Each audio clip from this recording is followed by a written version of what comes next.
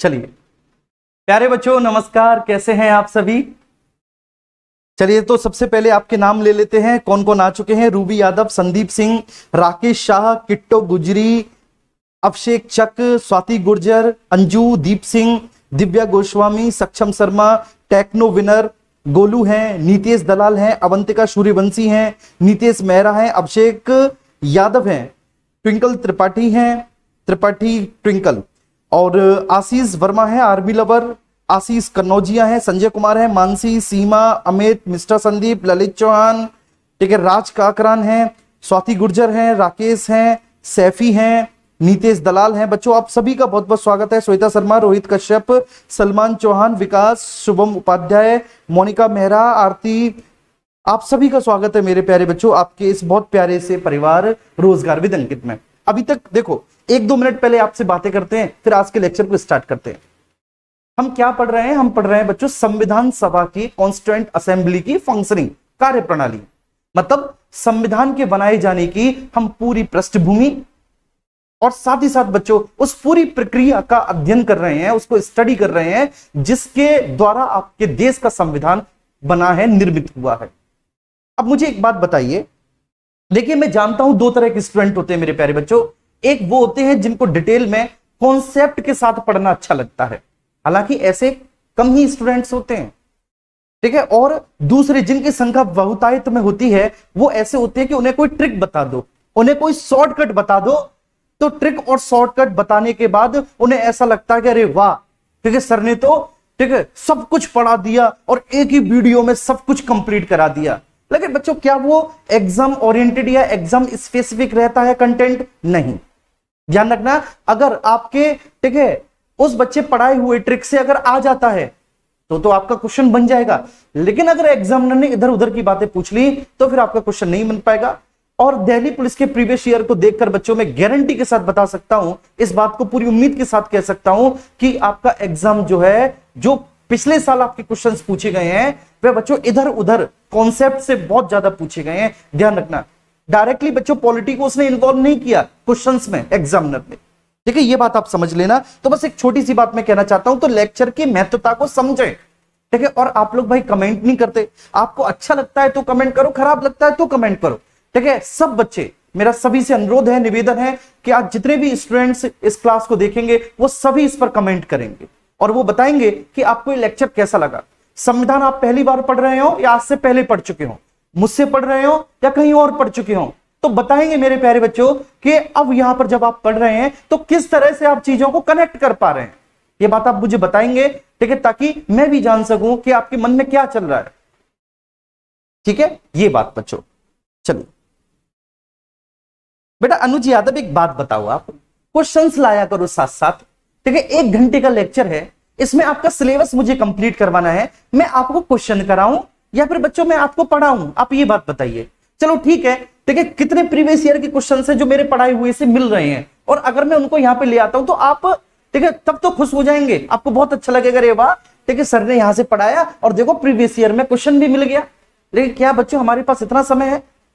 ठीक है, previous year तो आप भी देख सकते हैं और सिलेबस कंप्लीट हो जाने के बाद हम आराम से प्रीवियस ईयर डिस्कस करेंगे। इनफैक्ट बच्चों मैंने तो मैराथन ली भी है 2020 में, जो आपके क्वेश्चंस पूछे गए हैं बच्चों दिल्ली पुलिस में प्रीवियस ईयर पॉलिटी के, तो वो पूरी आप मैराथन देख लो, ठीक है, तो आप इस बात को समझो। चलिए अरमान मलिक है, संजय अग्निहोत्री है, टीम संजीव वालियान है, जय बाबा की जी। कोई ऐसी खास बुक जरूरी नहीं है बेटा पॉलिटी के लिए, ठीक है जी। विकास पांडे है, अभिषेक चक है, अनिकेत दीक्षित है जी, बहुत अच्छे, पहली क्लास है, बहुत बहुत स्वागत है बच्चों, ठीक है। सबसे पहली बात, आप सभी लोग इस क्लास को शेयर करेंगे, ठीक है, ये आपकी ड्यूटी है, ठीक है। एक निवेदन मैं आपसे कर रहा हूं कि सभी लोग शेयर करेंगे और कमेंट जरूर करेंगे, ठीक है ना, कैसा आपको समझ में आया बताएंगे। लेकिन जो बच्चे इस क्लास में पहली बार आए हैं, ठीक है, वो प्रीवियस 2 क्लासों को जरूर पढ़ेंगे, ठीक है। ये आपकी एक मोरल ड्यूटी है, ये आपका एक नैतिक कर्तव्य है कि आप शुरुआत की 2 क्लासेस को पढ़ने के बाद इस क्लास को देखेंगे तो आपको बहुत बेहतर समझ में आएगा। चलिए बच्चों स्टार्ट करते हैं, फोन में अपना रख दे रहा हूं, ठीक है, बीच बीच में मैं आपके कमेंट देखता रहूंगा। आप सभी को बच्चों बहुत बहुत शुभाशीष। चलिए आइए स्टार्ट करते हैं आज की क्लास को। कल हम बात कर रहे थे कैबिनेट मिशन के बारे में, ठीक है। और आज थोड़ा सा हम, ठीक है, हल्का सा बच्चों फास्ट चलेंगे, क्योंकि आज हमें ये चैप्टर खत्म करना होगा, ठीक है। और छोड़ना कुछ भी नहीं है, पढ़ाना सब कुछ है, ध्यान रखना इस बात को। तो हम बात कर रहे थे बच्चों किसके बारे में, कैबिनेट मिशन के बारे में। अच्छा, इसको कैबिनेट मिशन क्यों बोला जाता है, बताइए बच्चों।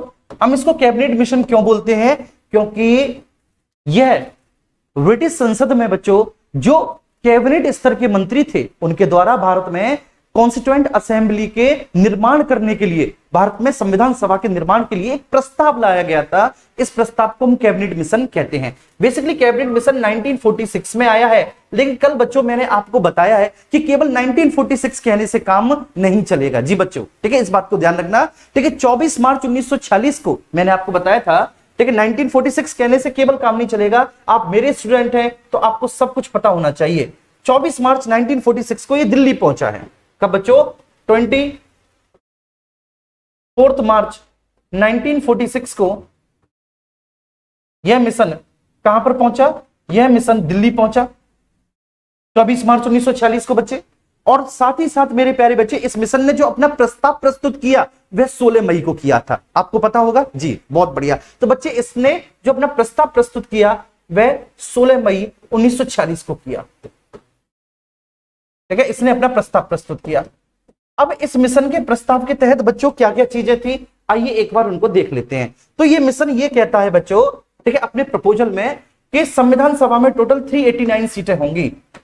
कॉन्स्टिट्यूएंट असेंबली में, संविधान सभा में, बोलो बच्चे टोटल कितनी सीटें होंगी, 389 सीटें होंगी। बोलो मेरे साथ साथ बोलो, कितनी सीटें होंगी, 389 सीटें होंगी। बड़ा क्वेश्चन पूछा जाता है। अब ये जो 389 सीटें हैं बच्चे, ये 389 सीटें दो जगह से भरी जाएंगी। ये 389 सीटें दो जगह से भरी जाएंगी। और उस समय भारत में दो तरह के प्रांत हुआ करते थे, ठीक है। एक प्रांत ऐसे थे जहां पे राजा महाराजाओं का शासन था, उनको हम देशी रियासतें कहते थे, प्रिंसली स्टेट्स कहते थे। क्या कहते थे उनको हम देशी रियासतें कैसे कहते थे। और दूसरे थे बच्चों ब्रिटिश भारत के प्रांत, ठीक है, ब्रिटिश भारत के प्रांत, प्रोविंसेस थे बच्चों ब्रिटिश इंडिया के। अच्छा, इसको ब्रिटिश भारत के प्रांत क्यों बोला गया, क्योंकि मेरे प्यारे बच्चों हमारे यहां शासन किसका था, अंग्रेजों का था, इसलिए इसको ब्रिटिश भारत के प्रांत ही बोला गया। देशी रियासतें मतलब प्रिंसली स्टेट्स,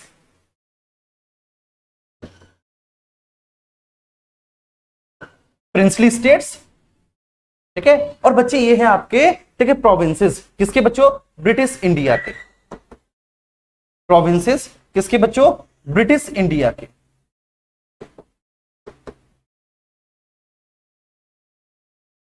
ब्रिटिश इंडिया के प्रोविंसेस, ये बात समझ में आ गई। अच्छा, अब आपको ये बात पता है कि जो ब्रिटिश भारत के प्रांत हैं उनका भी क्लासिफिकेशन दो भागों में किया गया।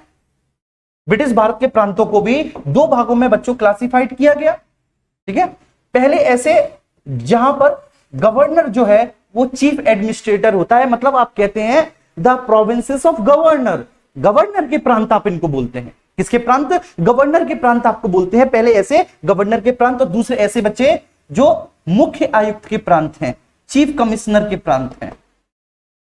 मुख्य आयुक्त के प्रांत हैं, चीफ कमिश्नर के प्रांत हैं। तो पहले हम बोलेंगे बच्चों इनको गवर्नर के प्रांत, और दूसरे हैं चीफ आयुक्त, ठीक है, मतलब चीफ कमिश्नर के प्रांत, मुख्य आयुक्त के प्रांत, ठीक है। ये बात समझ में आ रही है। अब यहां पर आपको ये फोकस करना है कि जो गवर्नर के प्रांत है बच्चों, ठीक है, इन गवर्नर के प्रांतों और मुख्य आयुक्त के प्रांतों से टोटल बच्चे, ठीक है, 296 सीटें जो है बच्चों भरी जानी है। वो यहां से 296 सीटें, और देशी रियासतों से बच्चों कितनी, 93 सीटें। तो अगर आप 296 और 93 को जोड़ेंगे तो कितना हो जाता है बताइए मुझे, तो टोटल 389 हो जाता है। बोलो हो जाता है कि नहीं। अच्छा बच्चों, अभी जो मुख्य आयुक्त के प्रांत हैं, इन प्रांतों की संख्या कितनी है, 4, ठीक है, इन प्रांतों की संख्या कितनी है, 4। और जो गवर्नर के प्रांत हैं, इन प्रांतों की संख्या कितनी है, 11। इन 11 प्रोविंसेस से, मतलब 11 स्टेट से कितनी सीटें बच्चे, 292 सीटें इलेक्ट होनी है। 11 प्रांतों से 292 सीटें भरी जानी है, और यहां पर 4 प्रांतों से बच्चों 4 सीट्स भरी जानी है। तो आप लिख लें, ये सीट्स हैं, ये क्या है बच्चों, सीट्स हैं, मतलब इतने सदस्य इलेक्टेड होने हैं। जितनी भी सीट्स है बेटा, इतने सदस्य इलेक्टेड होते हैं। जैसे वर्तमान में लोकसभा में आपको पता है मेरे प्यारे बच्चों कि मान लीजिए कि लोकसभा में वर्तमान में 543 सीट है, तो इसका मतलब क्या है, 543 सीट का मतलब ये है कि सर 543 मेंबर्स हैं जो इलेक्ट किए जाएंगे पूरे भारत से, अलग अलग लोकसभा क्षेत्रों से, अलग अलग लोकसभा क्षेत्रों से। ठीक है बच्चे, तो ऐसे ही 292 सीट्स का मतलब है 292 मेंबर्स बच्चे ये गवर्नर के प्रांतों से इलेक्ट किए जाएंगे, और 4 जो बच्चे सदस्य हैं वो 4 जो सदस्य होंगे वो बच्चे आपके चीफ कमिश्नर के प्रोविंसेस से इलेक्ट किए जाएंगे। अभी जो 11 प्रांत हैं इनके नाम एग्जामिनर पूछ लेता है कि भाई वो 11 प्रांत कौन कौन से, तो आपको बिल्कुल क्लियर करना है बच्चे कि ये 11 प्रांत कौन से हैं। ये कहीं आपको देखने को नहीं मिलेगा इतना सारा, ठीक है, लेकिन अगर फिर भी एग्जामिनर पूछना है तो आपको एग्जामिनर के सर पे चढ़ के जवाब देना है कि तू पूछ तो सही, तेरी औकात क्या है, हम तुझे जवाब देंगे। ठीक है, ये एटीट्यूड होना चाहिए। सब्जेक्ट आप चाहे कोई सा भी पढ़े उसमें नॉलेज पूरी होनी चाहिए। ठीक है, ये मायने नहीं रखता कि आप एग्जाम कौन सा देने जा रहे हैं, क्योंकि बेटा आज कोई भी एग्जाम सही, चाहे वनडे सही, चाहे सिविल सर्विसेज के एग्जाम सही, खूब डिटेल में एग्जामिनर पूछ रहा है, और खासकर जनरल स्टडी को तो वो पूछ ही रहा है। ठीक है, तो इस बात को ध्यान रखना बहुत अच्छे से बच्चे। तो 11 जो गवर्नर के प्रांत है वहां से 292 सीट है। अब ये 11 गवर्नर के प्रांत कौन कौन से हैं, तो देखो आपका बंगाल हो गया, बिहार हो गया, उड़ीसा हो गया, ये 3 हो गए, बंगाल बिहार उड़ीसा। ठीक है, इसके बाद आपका मद्रास हो गया, मेरे साथ साथ बोलो बेटा, मद्रास हो गया। उसके बाद आपका बॉम्बे हो गया, ठीक है, या बंबई हो गया, आप बंबई बोले, मद्रास हो गया, बंबई हो गया, कितने हो गए बाबू, 5 हो गए। इसके बाद आपका देखो यहां पर थोड़ा सा ऊपर लिखूंगा मध्य प्रांत हो गया, फिर नीचे लिखूंगा आपका संयुक्त प्रांत हो गया। ये संयुक्त प्रांत बेटा आज का उत्तर प्रदेश है मेरे प्यारे बच्चों, और आपका उत्तर पश्चिम सीमाई प्रांत हो गया, उत्तर पश्चिम सीमाई प्रांत हो गया, नॉर्थ वेस्ट फ्रंटियर प्रोविंस हो गया, प्रांत हो गया। इसमें फिर बच्चों आपका पंजाब हो गया, इसमें सिंध हो गया, और इसमें मेरे प्यारे बच्चों आपका असम हो गया। अब आप बताएंगे क्या ये 11 प्रांत हुए कि नहीं, तो 1 2 3 4 5 6 7 8 9 10 11 टोटल 11 प्रांत हो चुके। कौन कौन से 11 प्रांत हैं, बंगाल बिहार, बोलो मेरे साथ साथ, बोलो बाबू, ठीक है, बंगाल बिहार उड़ीसा मद्रास बंबई, मध्य प्रांत, संयुक्त प्रांत, उत्तर पश्चिम सीमाई प्रांत, पंजाब सिंध और असम। और इन 4 प्रांतों से 4 सीटें बच्चों इलेक्टेड होनी है। और ये 4 प्रोविंसेस कौन कौन से हैं, तो ये 4 प्रोविंसेस कल भी मैंने आपको बताए थे बच्चे। ये 4 प्रांत हैं, दिल्ली, ठीक है, अजमेर, मारवाड़, ये एक ही साथ गिने जाते हैं, दिल्ली अजमेर मारवाड़। तीसरा है आपका कुर्ग, और चौथा है आपका ब्रिटिश बलूचिस्तान, ब्रिटिश बलूचिस्तान जो आज पाकिस्तान का हिस्सा है, ब्रिटिश बलूचिस्तान। ठीक है, अब मैंने आपको क्या बताया था, मैंने आपको बताया था बच्चे ये जो 296 सीटों के लिए जो चुनाव होंगे, ठीक है, यहां पर मेरे प्यारे बच्चों इलेक्शन होगा। यहां पर क्या होगा, यहां पर इलेक्शन होगा, ये मेंबर्स इलेक्ट किए जाएंगे। और ये जो मेंबर्स है बच्चों, ये मेंबर्स आपके क्या किए जाएंगे, नॉमिनेटेड किए जाएंगे। तो ये मेंबर्स आपके नॉमिनेटेड किए जाएंगे और ये मेंबर्स आपके इलेक्टेड किए जाएंगे। ठीक है सर, ये बात समझ में आई। अच्छा बच्चे, अब ये जो 296 सीटों के लिए जो चुनाव होंगे, इलेक्शन होंगे, ये होंगे जुलाई अगस्त 1946 में। ये जो 296 सीटें हैं 296, इन 296 सीटों के लिए जो चुनाव होंगे ये कब होंगे, तो ये चुनाव होंगे बच्चे आपके जुलाई अगस्त 1946 में। ठीक है, तो हम बात करते हैं इलेक्शंस की। इलेक्शंस, ये इलेक्शंस कितनी सीटों पर हो रहे हैं, 296 सीटों पर हो रहे हैं। अच्छा बच्चों, ये कब होंगे, तो ये होंगे जुलाई अगस्त 1946 में, 1946 में।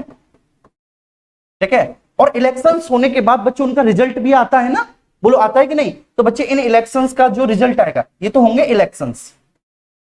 इलेक्शंस हमारे यहां इलेक्शंस का ही रिजल्ट केवल टाइम पर आता है, बाकी का ना किसी एग्जाम का रिजल्ट टाइम पे आता है ना किसी दूसरी चीज का, केवल इलेक्शन का रिजल्ट ही हमारे यहाँ टाइम पर आता है बच्चों। तो जुलाई अगस्त 1946 में होंगे इलेक्शन, और बच्चों ठीक है, इनका जो परिणाम, इनका जो रिजल्ट आएगा, इनका जो रिजल्ट आएगा वो कब आएगा बच्चों, तो वो आएगा आपका अक्टूबर नवंबर में, अक्टूबर नवंबर 1946 में, 1946 में इनका रिजल्ट आएगा। तो अक्टूबर नवंबर 1946 में भैया इनका रिजल्ट आएगा और इलेक्शन होंगे 296 सीटों के लिए। ठीक है भाई, अब ये जो 296 सीटों के लिए जो इलेक्शंस हुए ये कैसे हुए, इन इलेक्शंस का बच्चे ठीक है ना फंक्शन कैसा था। ठीक है, बेसिकली आप कह सकते हैं कि इन इलेक्शंस का स्वरूप कैसा था। इनकी संरचना कैसी थी, तो जरा एक बार बच्चे हम इन इलेक्शंस को देख लेते हैं, ये इलेक्शंस कैसे हुए। सबसे पहले ये बच्चों डायरेक्ट इलेक्शन नहीं थे, जैसे आज लोकसभा और विधानसभा के सदस्यों के डायरेक्ट इलेक्शंस होते हैं, ऐसे डायरेक्ट इलेक्शन नहीं थे। कैसे थे मैं आपको बताऊंगा। आपने अभी देखा बच्चे प्रांत थे, आप जानते इस बात को, प्रांत थे, ठीक है, प्रोविंसेस आपको पता है प्रांत थे। और कितने प्रांत हैं बच्चे टोटल, 11 + 4, ठीक है, टोटल 15 प्रांत है ब्रिटिश भारत के। कितने, 15 प्रांत है, ठीक है। जैसे लाइक अगर मैं एग्जांपल लूं बच्चों, ठीक है जी, अगर मैं एग्जांपल लूं,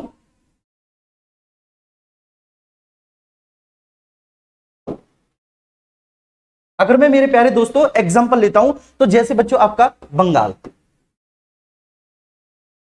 ठीक है, जैसे कि आपका बिहार, जैसे कि आपका उड़ीसा, ठीक है, जैसे कि आपका असम, जैसे कि बच्चों आपका, ठीक है ना, बंबई, जैसे कि आपका बच्चों मद्रास, ठीक है, डॉट डॉट डॉट एटसेट्रा। तो ये आपके प्रांत हैं बच्चों, और इन प्रांतों की अपनी अपनी असेंबलियां हैं, क्योंकि बच्चों पहले से ही भारत में इन प्रांतों के चुनाव होते चले आए हैं, पहले से इन भारत में बच्चों इन प्रांतों के चुनाव होते चले आए हैं। तो इन सभी प्रांतों की अपनी अपनी क्या है, इन सभी प्रांतों की अपनी अपनी असेंबली है बच्चों, ठीक है, ध्यान रखना। जैसे बंगाल की असेंबली है, ठीक है, मतलब आप कहेंगे बंगाल का विधानमंडल है, बंगाल का विधानमंडल है। तो बंगाल का जो विधानमंडल है बच्चों, ऐसे ही बिहार का विधानमंडल है, उड़ीसा का विधानमंडल है। तो इस विधानमंडल के जो सदस्य होंगे, जो सदस्य होंगे बच्चों, जो सदस्य होंगे वही सदस्य वोट करेंगे। मतलब आम जनता को संविधान सभा के सदस्यों के लिए वोट डालने का अधिकार नहीं था। बोलो हाँ, बोलो हाँ, सब लोग बोलो, ठीक है बच्चों। मतलब आम जनता को, ठीक है, इन चुनावों में वोट डालने का अधिकार नहीं था। तो पहली बात बच्चों, जो चुनाव हुए, जो चुनाव हुए, जो इलेक्शंस हुए, वो सिंगल ट्रांसफरेबल वोटिंग सिस्टम से हुए, वह एकल संक्रमणीय मत पद्धति से हुए, एकल संक्रमणीय मत पद्धति। बेटा अब देखो, ठीक है, आप जैसा पढ़ोगे मैं वैसा पढ़ा दूंगा। तुम्हें लॉलीपॉप वाला पढ़ना है, लॉलीपॉप समझते हो, लॉलीपॉप का मतलब है टू द पॉइंट बात करना, ठीक है ना। और मेरे प्यारे बच्चों बीच बीच में 1-2 शेरो शायरी सुना देना, ठीक है। अगर ऐसा पढ़ना चाहते हो तो ऐसा पढ़ा देंगे, लेकिन अगर कंटेंट के साथ पढ़ना चाहते हो विद कॉन्सेप्ट, तो बच्चे वो भी पढ़ाएंगे, ठीक है। डिपेंड आप पर करता है, बिल्कुल एकदम खुल के बोल रहा हूं, मेरी बात समझ में आ रही है। तो बच्चों चुनाव जो हुए वो एकल संक्रमणीय मत पद्धति के आधार पर हुए, मत पद्धति के आधार पर हुए। इसको कहेंगे सिंगल ट्रांसफरेबल वोटिंग सिस्टम, ठीक है। और आनुपातिक प्रतिनिधित्व, आनुपातिक प्रतिनिधित्व, प्रतिनिधित्व इसको अपनाया गया था, ठीक है। इसको कहेंगे रेशनल रिप्रेजेंटेशन, ठीक है। तो एकल संक्रमणीय मत पद्धति, सिंगल ट्रांसफरेबल वोटिंग सिस्टम और आनुपातिक प्रतिनिधित्व के आधार पर, ठीक है बच्चे जी।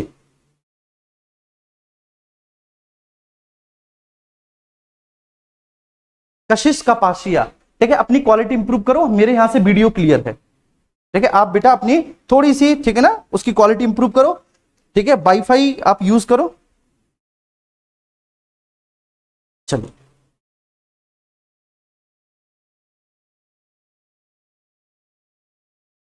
वेरी गुड, कुमारी शिक्षा शिखा, ये बात हुई ना बच्चों जी।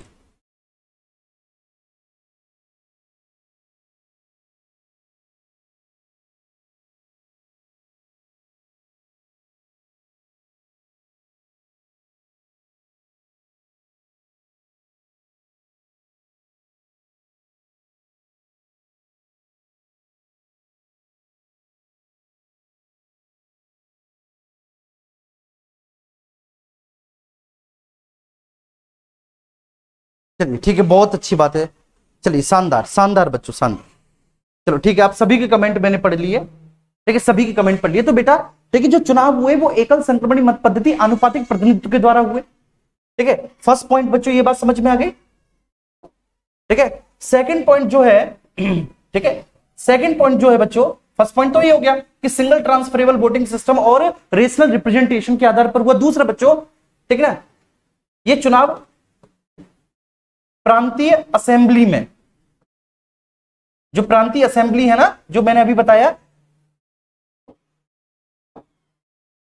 ठीक है, ये जो प्रांतीय असेंबली जो मैंने अभी आपको बताया जस्ट बच्चे, जैसे बंगाल का विधानमंडल, तो प्रांतीय असेंबली में, ठीक है, सदस्यों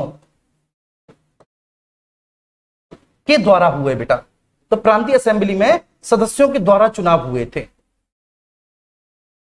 ठीक है, प्रांतीय असेंबली में प्रांतीय असेंबली के सदस्यों के द्वारा हुए थे, ठीक है। ये दूसरा सबसे महत्वपूर्ण पॉइंट है कि सर कहां पर हुए, प्रांतीय असेंबली में हुए, और प्रांतीय असेंबली के सदस्यों के द्वारा, मतलब इसमें आम जनता ने भाग नहीं लिया था, ठीक है ना, उस असेंबली के सदस्यों ने लिया था।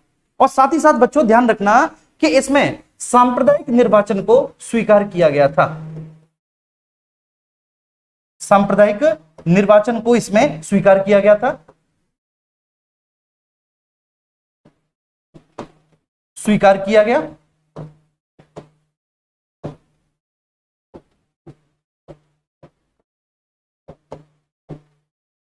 स्वीकार किया गया, ठीक है। और 3 समुदाय थे, 3 समुदायों के मध्य बच्चे, उनकी जनसंख्या के अनुपात में सीटें आरक्षित की गई थी।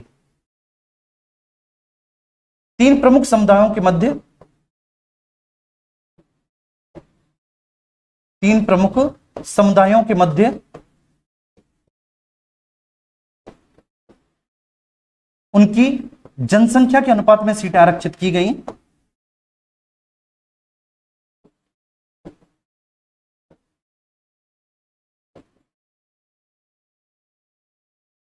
अनुपात में सीटें आरक्षित की गई,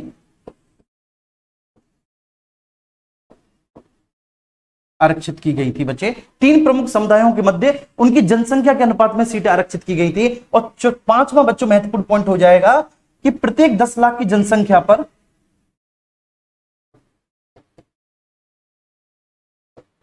जनसंख्या पर एक प्रतिनिधि चुना जाना था, एक प्रतिनिधि चुना जाना था, एक प्रतिनिधि चुना जाना था, एक प्रतिनिधि चुना जाना था।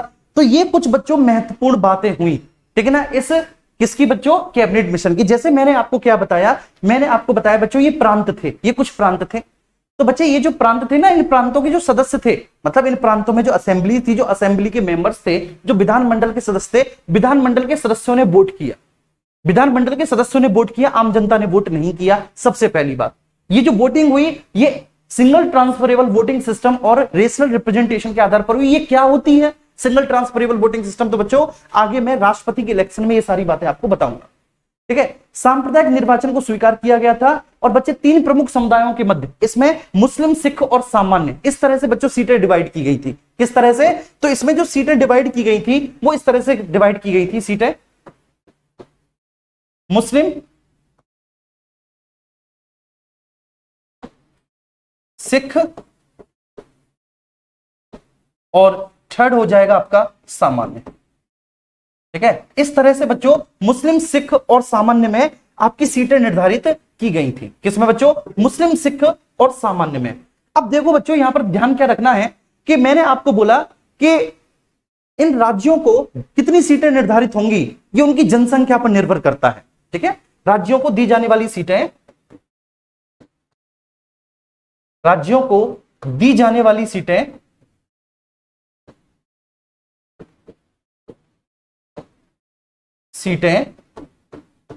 उनकी जनसंख्या पर निर्भर करती हैं,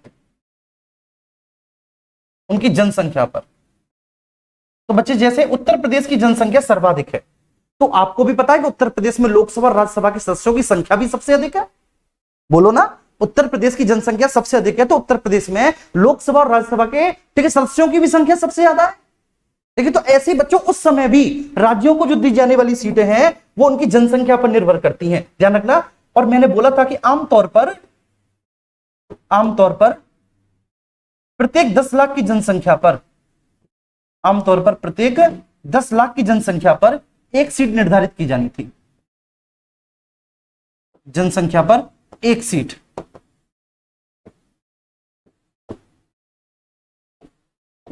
एक सीट ठीक है, निर्धारित की गई, निर्धारित की गई।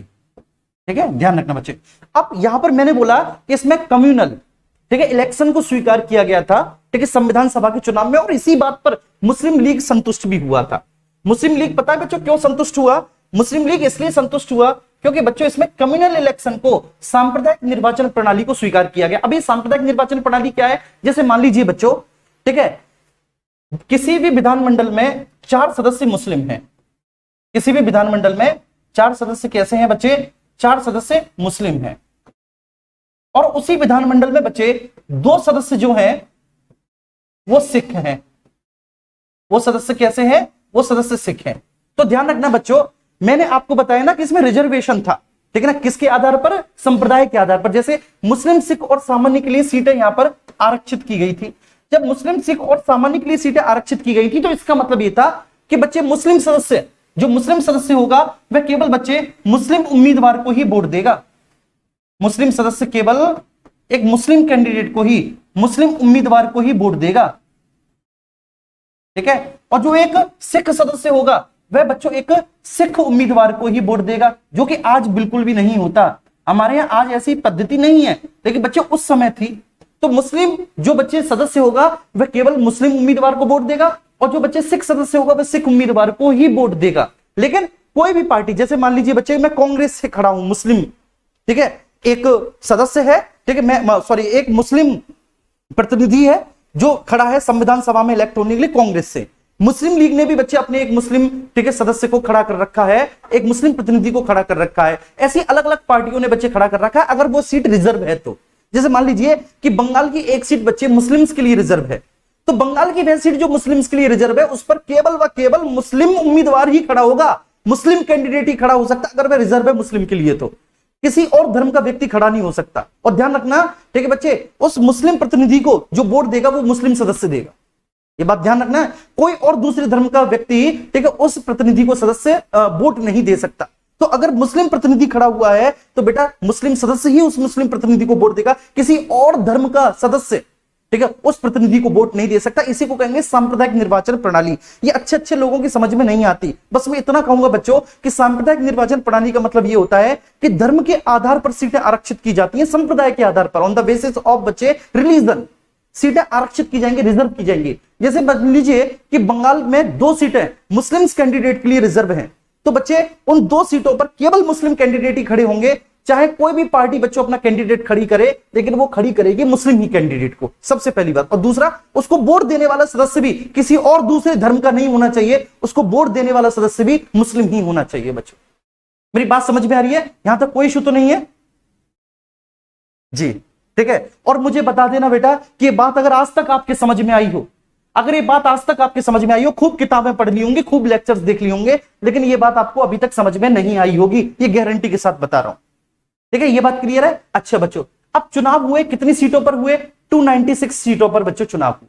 ठीक है, आपको पता है जो इलेक्शंस हुए थे, जो चुनाव हुए थे, वो कितनी सीटों पर हुए? 296 सीटों पर चुनाव हुए। और जब इन 296 सीटों पर चुनाव हुए तो बच्चे इसमें सबसे ज्यादा वोट मिले कांग्रेस को। कांग्रेस को 208 सीटें मिली इसमें। कितनी बेटा? 208। तो ऑब्वियस सी बात है कांग्रेस को मेजोरिटी मिली। 208 सीटें 296 से बच्चे कांग्रेस को मिली। ठीक है, वही मुस्लिम लीग, मैं इसको खिसियानी लीग कहता हूं, खिसियानी लीग, ठीक है, ये 73 सीटों के साथ बच्चे दूसरे नंबर पे थी, खिसिया रही थी। ठीक है, वही बच्चे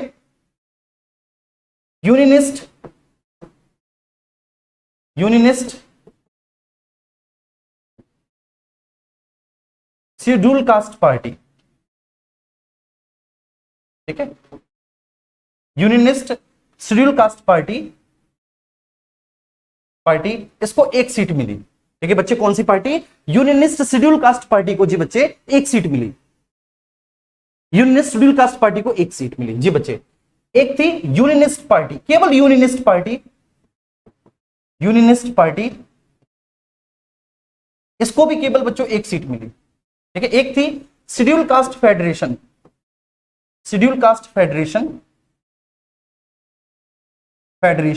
ये भी एक पार्टी थी।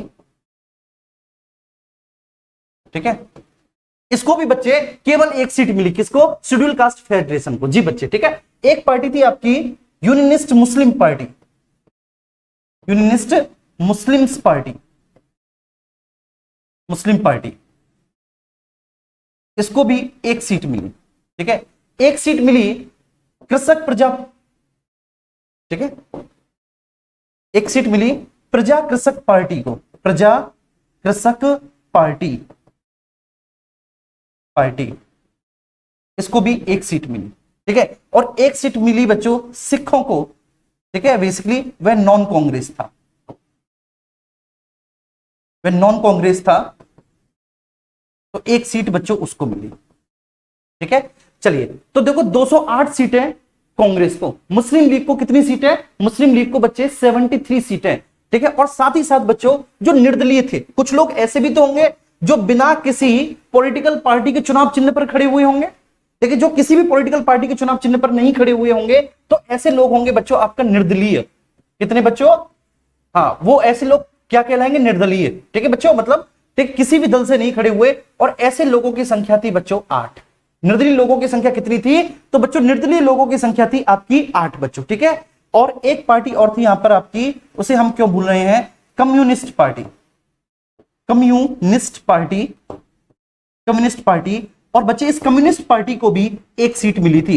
अगर हम टोटल बात करें बच्चों तो देखिए कांग्रेस को 208, 73 मुस्लिम लीग को, और बच्चे छोटे छोटे राजनीतिक दल हैं ये कौन से हैं, ये क्या है बच्चों, ये छोटे छोटे पॉलिटिकल पार्टी हैं, ये छोटे छोटे राजनीतिक दल हैं। ठीक है, जिनमें आपका यूनियनिस्ट पार्टी है, ठीक है, यूनियनिस्ट शेड्यूल कास्ट पार्टी है, यूनियनिस्ट कास्ट फेडरेशन पार्टी है, ठीक है, यूनियनिस्ट मुस्लिम पार्टी है, कृषक प्रजा पार्टी है, सिख नॉन कांग्रेस पार्टी है, और आपकी कम्युनिस्ट पार्टी है। अगर आप ये देखेंगे तो बच्चे ये छोटे पॉलिटिकल पार्टी को 7 सीटें मिली हैं। कितनी सीटें, 7 सीटें इन छोटे छोटे पॉलिटिकल पार्टीज को मिली हैं। 8 सीटें जो है बच्चे ये निर्दलीय को मिली हैं। 208 सीटें बच्चों किसको मिली हैं, 208 सीटें कांग्रेस को मिली हैं, और बच्चों 73 सीटें किसको मिली हैं, 73 सीटें आपकी मुस्लिम लीग को मिली हैं। अगर आप इसे जोड़ेंगे 208 प्लस 73, ठीक है, 208 प्लस 73 प्लस 7 प्लस 8, तो 8 और 7 कितने होते हैं, 15। 8 कैसे हैं, निर्दलीय हैं। आपसे पूछा जाए कि संविधान सभा में निर्दलीय सदस्यों की संख्या कितनी थी, तो बेटा संविधान सभा में निर्दलीय सदस्यों की संख्या 8 थी। संविधान सभा में बच्चे छोटी छोटी पार्टियों को कितनी सीटें मिली, टोटल 7 सीटें मिली। ठीक है, किस किस को कितनी मिली ये आपके सामने है, 75। ठीक है बच्चों, 73 सीटें मुस्लिम लीग को मिली, 73 सीट्स मुस्लिम लीग को मिली, 208 सीट कांग्रेस को मिली। अगर आप इसे जोड़ते हैं तो ये कितनी सीटें हो जाती हैं, ये 296 सीटें हो जाती हैं। ठीक है, लव विद हर्ट, मतलब आपको कमेंट करने की बेटा स्वतंत्रता है, आपको कमेंट करने की फ्रीडम है, आप कुछ भी कमेंट करते हैं। ठीक है, जब मैंने बोल दिया 73 सीटें मिली तो मिली। ठीक है, जोड़ के देख लो बेटा, ये बात समझ में है। और इसी कैबिनेट मिशन के आधार पर ही बच्चों आपके संविधान सभा का गठन हुआ। ध्यान रखना कैसे हुआ, किस तरीके से हुआ मैंने बता दिया, लेकिन इन 93 सीटों के लिए चुनाव नहीं हुए। ये जो प्रिंसली स्टेट्स वाली 93 सीटें थी बच्चे, इन प्रिंसली स्टेट्स वाली 93 सीटों के लिए चुनाव नहीं होने थे, क्योंकि इन सीटों पर नॉमिनेशन होना था। ठीक है, और ये नॉमिनेशन होना था उस देसी रियासत का जो प्रमुख था उसके द्वारा। तो नॉमिनेशन किसके द्वारा होना था, उस देसी रियासत के प्रमुख के द्वारा, उस देसी रियासत के प्रमुख के द्वारा, प्रमुख के द्वारा। उस देसी रियासत का प्रमुख बच्चों चाहे तो स्वयं, वह चाहे तो खुद, या किसी भी अपने रिप्रेजेंटेटिव को कॉन्स्टिट्यूएंट असेंबली में भेज सकता है। ठीक है, अच्छा बच्चों, अब कुल मिला के ये सारा फॉर्मेलिटी कंप्लीट हो गई, और ये पूरी फॉर्मेलिटी बच्चों कंप्लीट हो गई। ठीक है, जिस फॉर्मेलिटी के तहत आपकी संविधान सभा का गठन किया जाना था। ठीक है, तो ठीक है, ये बात ध्यान रखना, यूनियनिस्ट शेड्यूल कास्ट पार्टी को एक, यूनियनिस्ट पार्टी को एक, शेड्यूल कास्ट फेडरेशन को एक, यूनियनिस्ट मुस्लिम पार्टी को एक, प्रजा कृषक पार्टी को एक, सिख नॉन कांग्रेस पार्टी को एक, और कम्युनिस्ट पार्टी को भी एक। तो बच्चे छोटे छोटे राजनीतिक दलों को टोटल 7 सीटें मिली। ठीक है, ये बात क्लियर है। अब हम आगे चलते हैं। कुल मिला के ठीक है बच्चों, आपका संविधान सभा के लिए चुनाव भी हो गए, और बच्चों उसका परिणाम भी आ गया। चुनाव भी हो गए, परिणाम भी आ गया। अब क्या है, अब बच्चों संविधान सभा की कार्यप्रणाली आगे बढ़ेगी। ठीक है, तो अब क्या होगा, अब संविधान सभा की कार्यप्रणाली बच्चों आगे बढ़ेगी, और जब संविधान सभा की कार्यप्रणाली आगे बढ़ेगी तो सबसे पहले बच्चों संविधान सभा का गठन किया जाएगा, कॉम्पोजिशन। तो सबसे पहले बच्चों क्या किया जाएगा, उसका गठन किया जाएगा। कॉम्पोजिशन, गठन। तो संविधान सभा के गठन की अगर मैं बात करूं बच्चों, तो संविधान सभा का गठन कब हुआ बच्चों? तो संविधान सभा का गठन होता है 6 दिसंबर 1946 को, और ये बच्चों फ्रेंच प्रथा के अनुसार होता है, फ्रेंच प्रथा के अनुसार 6 दिसंबर 1946 को संविधान सभा का गठन होता है बच्चों। और ये जो संविधान सभा का गठन है जी बच्चों, ये जो संविधान सभा का गठन है ये 6 दिसंबर कब? 1946 को होता है, फ्रेंच प्रथा के अनुसार होता है।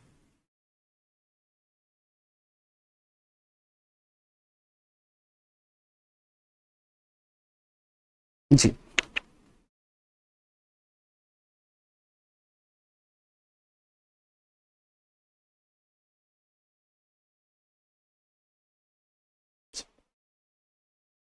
ठीक है, क्लियर है? यहां तक कोई इशू तो नहीं है भैया? तो संविधान सभा का ये हो गया गठन, 6 दिसंबर 1946 को फ्रेंच प्रथा के अनुसार होता है। ठीक है, इसके बाद जो संविधान सभा की पहली बैठक होती है,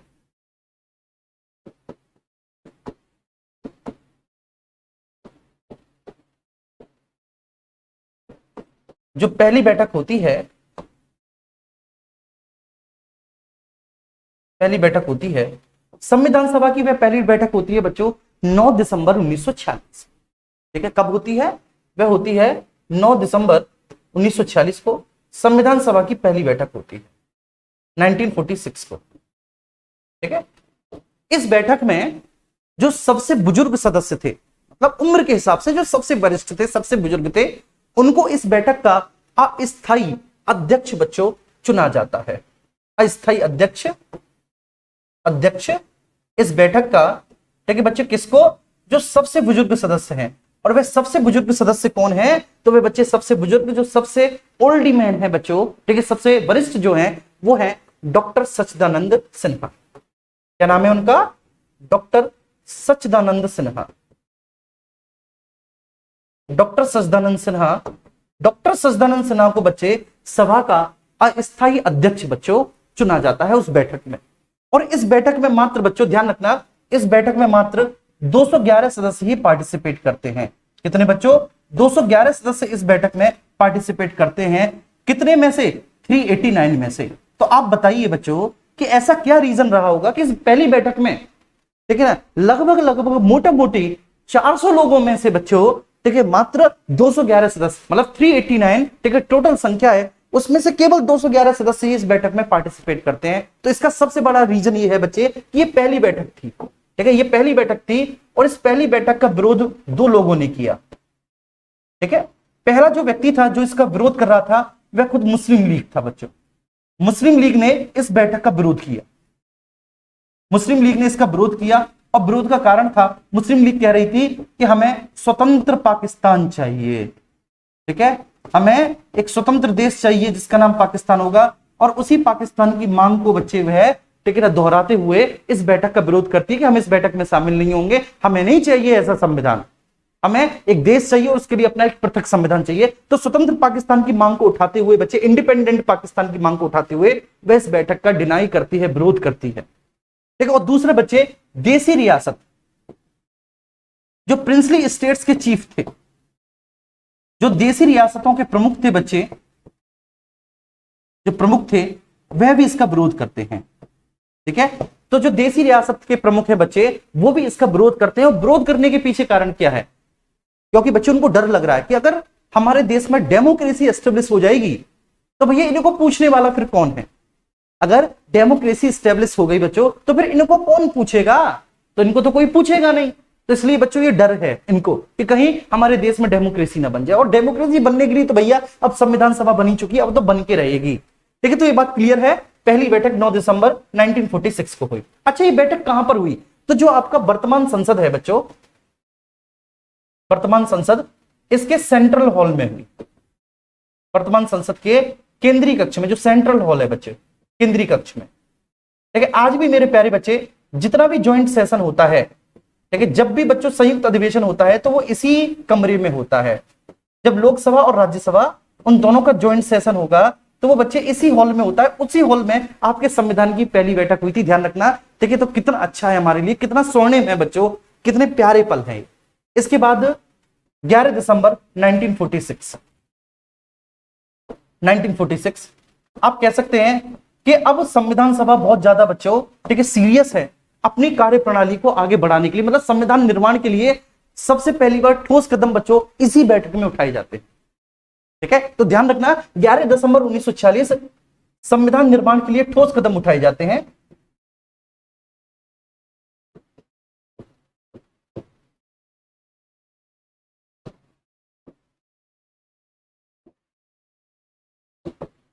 ठोस कदम इसी बैठक में उठाए जाते हैं। ठीक है, और क्या क्या ठोस कदम बच्चों इस बैठक में उठाए जाएंगे? तो सबसे पहली बार बच्चे, ठीक है, डॉक्टर राजेंद्र प्रसाद को स्थायी अध्यक्ष, ध्यान रखना, डॉक्टर राजेंद्र प्रसाद को सदस्य अपने ही बीच में से संविधान सभा का परमानेंट, ठीक है, परमानेंट बच्चे, ठीक है ना, अध्यक्ष, परमानेंट प्रेसिडेंट संविधान सभा का, कॉन्स्टिट्यूएंट असेंबली का, ठीक है, क्या करते हैं बच्चों? इलेक्टेड करते हैं। ध्यान रखना ये इलेक्टेड होंगे, ठीक है, डॉक्टर राजेंद्र प्रसाद। इसके बाद बच्चे दूसरे नंबर पर एच.सी. मुखर्जी, हरेंद्र कुमार मुखर्जी, इनको उपाध्यक्ष, ठीक है, इनको उपाध्यक्ष इलेक्ट किया जाता है, इनको उपाध्यक्ष बनाया जाता है, निर्वाचित किया जाता है एच.सी. मुखर्जी को।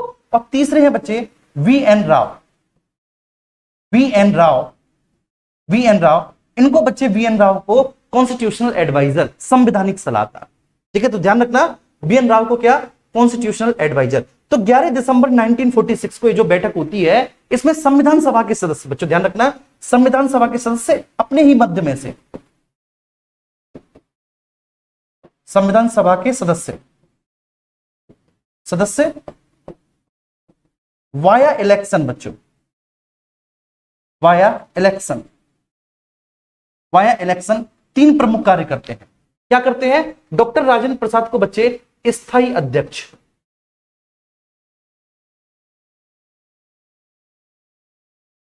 एच.सी. मुखर्जी मतलब हरेंद्र कुमार मुखर्जी साहब को बच्चे उपाध्यक्ष, अध्यक्ष, और वी.एन. राव साहब को कॉन्स्टिट्यूशनल एडवाइजर, संवैधानिक सलाहकार नियुक्त किया जाता है, संवैधानिक सलाहकार, संवैधानिक सलाहकार, कॉन्स्टिट्यूशनल एडवाइजर। अरे मेरी बात आ रही है सबको समझ में?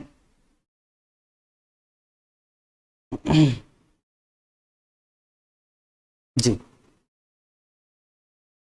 हाँ, ऐप पर पीडीएफ मिलेगा, मैं बता रहा हूं इस बात को, एप्लीकेशन पे पीडीएफ मिलेगा बेटा, सब कुछ मिलेगा, ठीक है, बिल्कुल परेशान नहीं होना।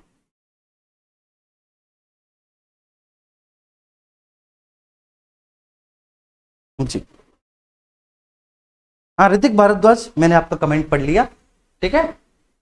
अब यहां पर आप देख लो जो मैं पढ़ा रहा हूं, ठीक है भाई, ये बात क्लियर है। 11 दिसंबर 1946 को ये चीजें हुई। इसके बाद फिर 13 दिसंबर 1946 को अगली बैठक होती है, 13 दिसंबर 1946 को होती है बच्चे, 1946 को। और इस बैठक में क्या होता है बच्चों कि संविधान सभा के सदस्यों के समक्ष, ठीक है, जवाहरलाल नेहरू। तो इस बैठक में बच्चे सबसे प्रमुख बात क्या है, जरा आप इसको देखेंगे तो इस बैठक की सबसे प्रमुख बात यह है कि जवाहरलाल नेहरू जी जो हैं, आपके कौन? जवाहरलाल नेहरू बच्चों, वो संविधान सभा के समक्ष, ठीक है, एक उद्देश्य प्रस्ताव प्रस्तुत करते हैं, उद्देश्य प्रस्ताव। और ये क्वेश्चन बड़ा पूछा जाता है, आप प्रीवियस ईयर देखिए बच्चे, 3 बार ये क्वेश्चन पूछा गया है दिल्ली पुलिस में, 3 बार ये क्वेश्चन पूछा गया प्रीवियस ईयर, ठीक है, उद्देश्य प्रस्ताव वाला। और इसको हम कहेंगे इंग्लिश में objective resolution, objective resolution, objective resolution बच्चों ध्यान रखना। तो उद्देश्य प्रस्ताव प्रस्तुत करते हैं कौन बच्चे? जवाहरलाल नेहरू। किसके समक्ष? संविधान सभा के समक्ष। तो संविधान सभा में उद्देश्य प्रस्ताव प्रस्तुत किया जाता है, ठीक है बच्चों, संविधान सभा में, कॉन्स्टिट्यूएंट असेंबली में, संविधान सभा में इसे प्रस्तुत किया जाता है।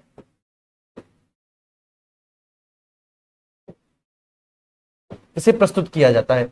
किसको प्रस्तुत किया जाता है बच्चे? ऑब्जेक्टिव रिजोल्यूशन को प्रस्तुत किया जाता है। किसके द्वारा? जवाहरलाल नेहरू के द्वारा। अब ये ऑब्जेक्टिव रिजोल्यूशन क्या था? तो बेटा ऑब्जेक्टिव रिजोल्यूशन में ये जो जवाहरलाल नेहरू जी हैं, ये बिल्कुल क्लियर कर देते हैं कि अब जो हमारी कॉन्स्टिट्यूएंट असेंबली है, ये ब्रिटिश सरकार की किसी बात को मानने के लिए बाध्य नहीं है। ध्यान रखना, ठीक है। हमारी कॉन्स्टिट्यूएंट असेंबली अब पूरी तरह से संप्रभु है, सवर्ण है, ठीक है। अब ये क्या होता है संप्रभु, तो ये भी मैं बताऊंगा। तो सबसे पहली बात, इस उद्देश्य प्रस्ताव की बातें क्या थी, तो सबसे पहली बात ये थी, अब संविधान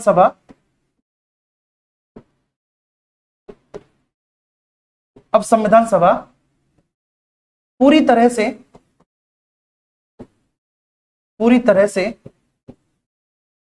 एक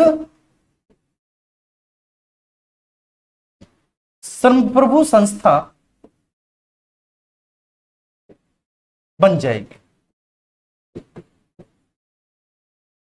ठीक है। सबसे पहली बात, अब इस संप्रभु संस्था का मतलब मैं आपको बता रहा हूं, इसको कहेंगे, ठीक है, सवर्ण, ठीक है, इंस्टीट्यूशन, ठीक है। संप्रभु संस्था का मतलब है कि अगर कोई भी विदेशी ताकत इसमें किसी भी प्रकार का हस्तक्षेप करना चाहे, आप लिख लो, ठीक है, अगर कोई भी विदेशी राज्य, कोई भी व्यक्ति अगर इसमें किसी भी तरह का कोई इंटरफियर करना चाहे तो हम इसको बिल्कुल डिनाई कर देंगे, ठीक। हम इस तरह के इंटरफियर को या इस तरह के हस्तक्षेप को मानने के लिए बाध्य नहीं है बच्चों, ठीक है। तो इसलिए तो सबसे पहली बात क्या थी कि अब संविधान सभा बच्चों पूरी तरह से एक, ठीक है, क्या बन गई, एक संप्रभु संस्था बन गई, ठीक है, ध्यान रखना। सेकंड बच्चों, भारत को एक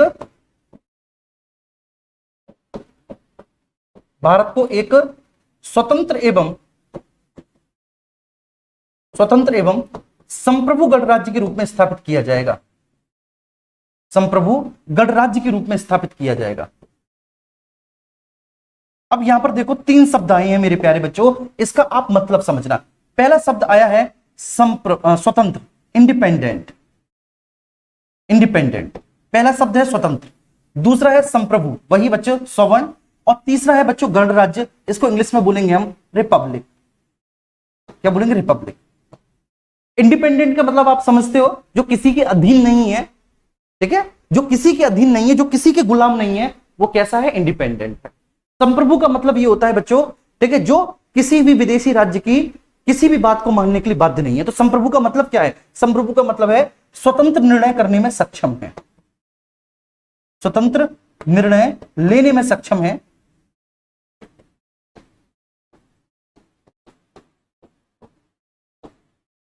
स्वतंत्र निर्णय लेने में सक्षम है, और ठीक है, किसी भी विदेशी राज्य की बात मानने के लिए बाध्य नहीं है।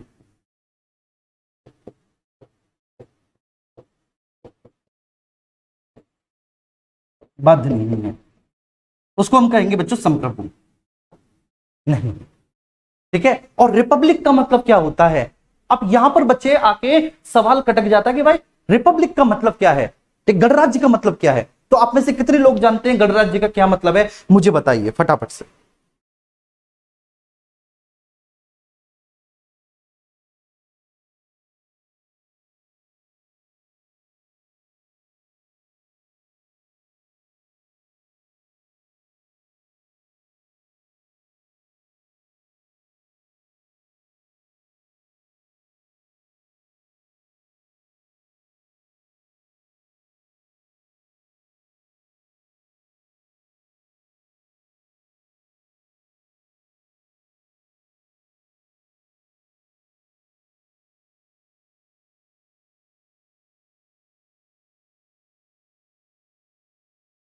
नहीं नहीं नहीं, आप गलत बोल रहे हो बेटा। अच्छा, नोट्स बनाने में दिक्कत होगी, कुछ बच्चे बोल रहे हैं सर आप थोड़ा सा ऐसा लिख रहे हैं, नोट्स बनाने में दिक्कत होगी।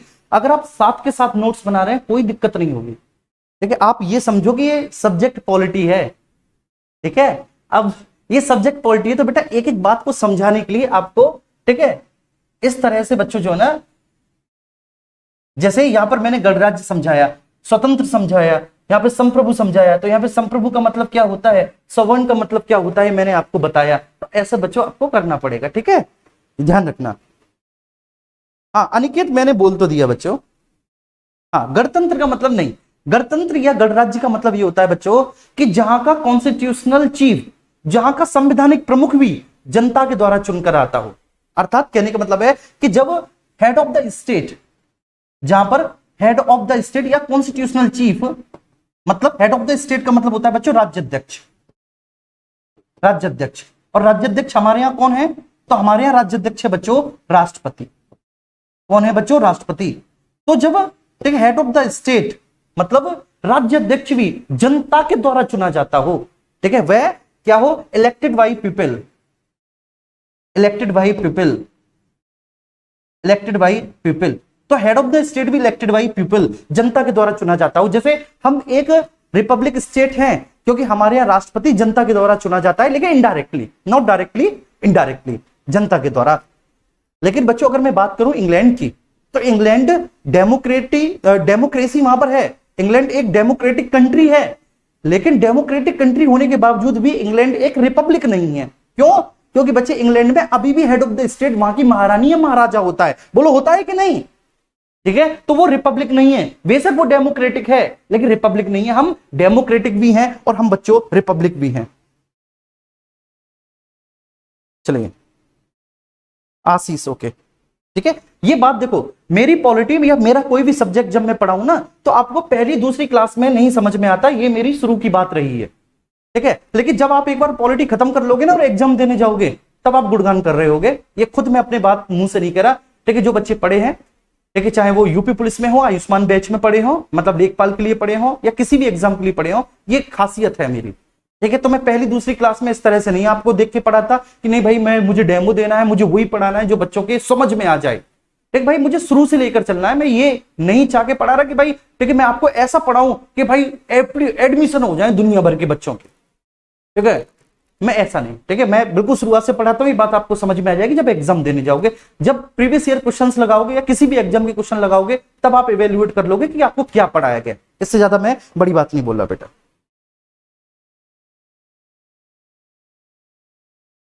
चलिए, क्लियर है, ठीक है, ये बात समझ में आ रही है। तो बच्चे ये दो क्या हैं, ठीक है, ये ऑब्जेक्टिव रिजोल्यूशन के दो प्रपोजल्स थे। इसके बाद ऑब्जेक्टिव रिजोल्यूशन में तीसरी बात क्या कही गई? ऑब्जेक्टिव रिजोल्यूशन में बच्चों तीसरी बात ये कही गई कि भाई जो भारत के नागरिक होंगे, भारत के नागरिकों को सिटीजन ऑफ इंडिया, जो भारत के नागरिक होंगे उनको विचार मतलब आइडिया, अभिव्यक्ति मतलब एक्सप्रेशन, ठीक है, संस्था बनाने, ठीक है, संस्था का मतलब है कोई भी ऑर्गेनाइजेशन बनाने, जी बच्चे, ठीक है, संस्था बनाने, कोई भी ऑर्गेनाइजेशन बनाने और व्यवसाय करने की पूरी स्वतंत्रता होगी, पूरी स्वतंत्रता होगी। तो भारत के नागरिकों को हमारी संविधान सभा, भारत के नागरिकों को हमारी संविधान सभा आइडिया, एक्सप्रेशन, ठीक है ना बच्चे, कोई भी संस्था बनाना, ठीक है ना, और साथ ही साथ कोई भी व्यवसाय करने की स्वतंत्रता प्रदान करेगी, स्वतंत्रता, ठीक है। इसके साथ साथ ही ना केवल इतना, बल्कि बच्चों इसके साथ ही भारत के नागरिकों को यह सब तो प्राप्त होगा, क्या क्या बच्चों? आइडिया की, एक्सप्रेशन की, ऑर्गेनाइजेशन बनाने की, और बच्चे कोई भी बिजनेस करने की, कोई भी बिजनेस या फिर किसी भी प्रोफेशन को अपनाने की, या किसी भी प्रोफेशन को अपनाने की। समझ में आ रही है मेरे बच्चों? कोई भी ऑर्गेनाइजेशन बनाने की, ठीक है, एक्सप्रेशन की,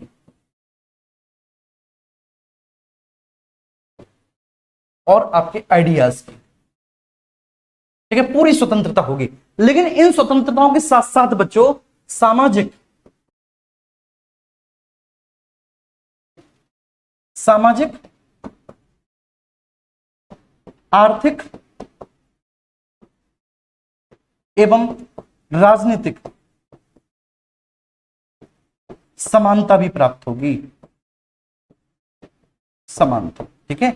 ये भी सारी चीजें बच्चे तो ध्यान रखना आपको, ठीक है। सामाजिक मीन्स बोले तो सोशल, आर्थिक बोले तो इकोनॉमिकल, और बच्चे राजनीतिक बोले तो पॉलिटिकल, पॉलिटिकल इक्वलिटी देगी, ठीक है, इस बात की गारंटी दी जाएगी बच्चों, ध्यान रखना। और साथ ही साथ ये हो गया आपका चौथा पॉइंट, ठीक है, फोर्थ पॉइंट। और फिफ्थ पॉइंट बच्चे ये था ऑब्जेक्टिव रिजोल्यूशन में कि अल्पसंख्यकों के हितों की रक्षा की जाएगी,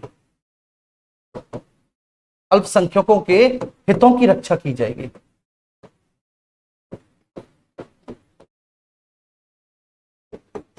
रक्षा की जाएगी।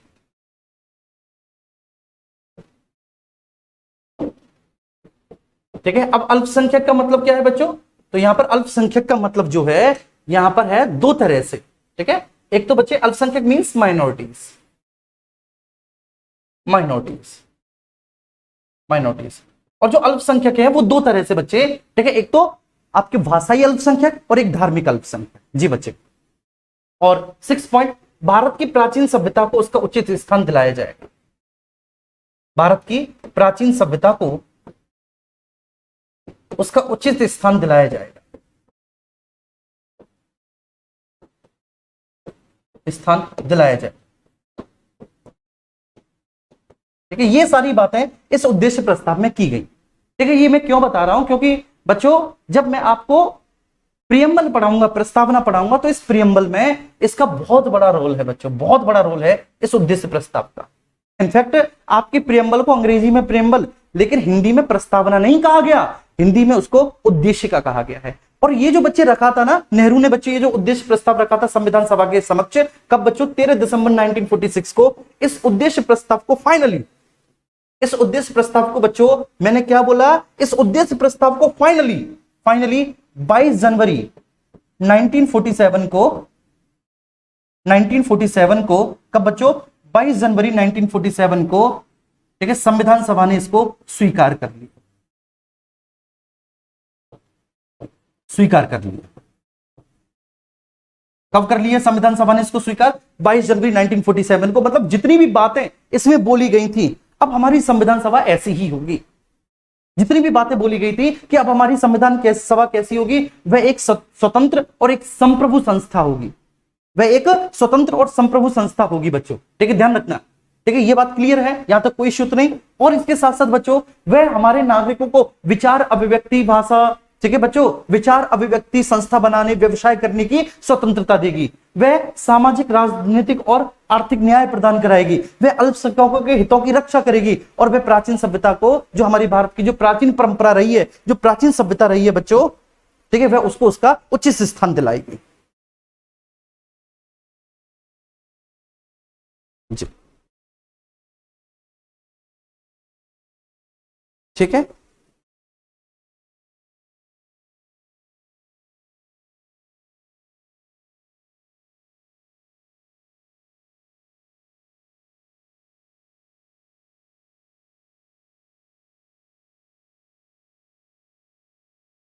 चलिए ठीक है, तो फिर बच्चों कल मिलते हैं। ठीक है, ओके। तो आई होप ये आपको बहुत अच्छे से समझ में आया होगा। टफ है, ठीक है, पॉलिटी, और खासकर बच्चे पॉलिटी का कॉन्स्टिट्यूएंट असेंबली, ठीक है, इतना सरल नहीं है। और ठीक है, और ये बताना आपको जरूरी है। अगर आप ये सोचें कि ऑब्जेक्टिव रिजोल्यूशन में केवल इतना बता दें हम, ऑब्जेक्टिव रिजोल्यूशन कि 13 दिसंबर 1946 को लाया गया था और 22 जनवरी 1947 को इसको कॉन्स्टिट्यूएंट असेंबली ने एक्सेप्ट कर लिया, तो केवल इतना कहने से काम नहीं चलेगा। ठीक है, समझना तो आपको पॉलिटी पड़ेगा। ये बात आप बिल्कुल कान खोल के सुन लीजिए, आपको समझना तो पड़ेगा। ठीक है सर, बिल्कुल। तो फिर ठीक, कल मुलाकात होगी भाई। ठीक है, ओके, बाय।